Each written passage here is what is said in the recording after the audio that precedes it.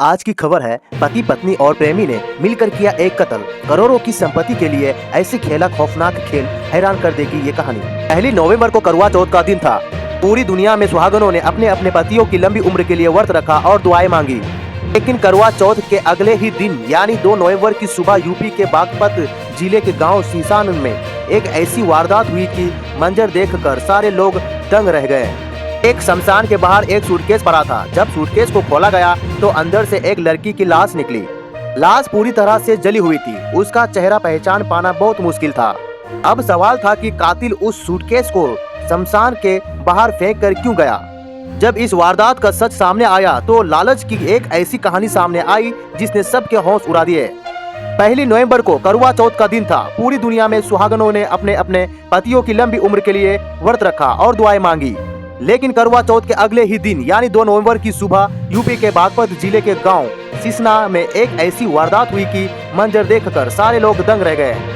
गांव में शमशान घाट के बाहर एक सूटकेस में किसी लड़की की लाश पड़ी थी और सूटकेस को आगे के हवाले किया जा चुका था। सूटकेस में लाश देखकर सन्न रह गए लोग। वह सुबह टहलने निकले गाँव वालों ने जब ये मंजर देखा तो उन्होंने फौरन पुलिस को इत्तिला दी। मौके पर पहुंची पुलिस ने लाश को बरामद कर पोस्टमार्टम के लिए भिजवाया और इसी के साथ लड़की के बारे में गांव वालों से पूछताछ शुरू की। लेकिन गांव तो छोड़िए, आसपास के पूरे इलाके ना तो कोई इस लड़की को पहचानता था और ना ही ऐसे कोई लड़की किसी घर से गायब थी। ऐसे भी आग की वजह से लड़की का चेहरा कुछ इतनी बुरी तरह बिगड़ चुका था कि उसकी पहचान भी मुमकिन नहीं थी। ऐसे में पुलिस की सबसे पहले यही पता करने की चुनौती थी कि आखिर ये लाश किसकी है। जाहिर है इसके बाद ही मामले की तफ्तीश आगे बढ़ सकती थी। बाद में पता चला सीसीटीवी में दिखाई दी संदिग्ध कार। पुलिस ने जांच आगे बढ़ाने के लिए गांव के आसपास लगे सीसीटीवी कैमरों में रिकॉर्ड हुई फुटेज की चेकिंग करने का फैसला किया और इस कोशिश में पुलिस को पहला क्लू मिला।